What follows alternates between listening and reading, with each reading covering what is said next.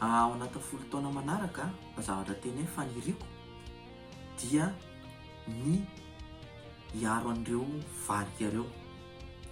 Ao anatin'ny sehatra ny fikarohana tsy mijanona ho mpikaroka fotsiny ny tena ka ny tanjona rehefa mikaroka dia ny ahafantarana mombamomba an'ireo biby ireo dia ny arovana azy tsy ho lany tamingana. Ka ao anatin'izay dia ny tena zavatra tena tiako dia hisehatra ao anatin'ny trasa anankiray ao anatin'ny ONG anankiray ohatra dia miaro an'ireo varika antsika ireo zany. Zay zany tena hoe zavatra tena mbevinavinaako. Tenikely ho antsika ankizy manana saina tia karokaroka, indrindra mamaky boky be da be satria ao tena hanovozanareo fahalalana.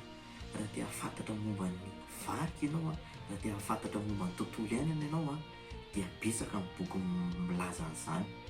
Mahazo toa foana mianatra fa tsy mora no atongavana amin'ny tanjona iray tianareo tratrarina. Farany etoana dia manentana antsika, indrindra ho antsika mpianatra.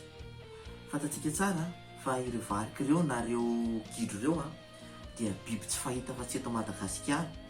Endemika ny filazantsika anazy izany ary pirenentsika ireo ka ny dikan'izay tokony ianarana izy tokony fantarina mombamomba anazy mba hiarovantsika anazy.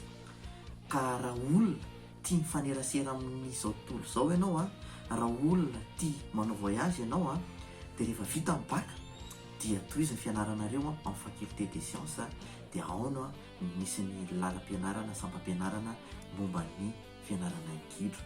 Dia misaotra betsaka anazy ao nanaraka.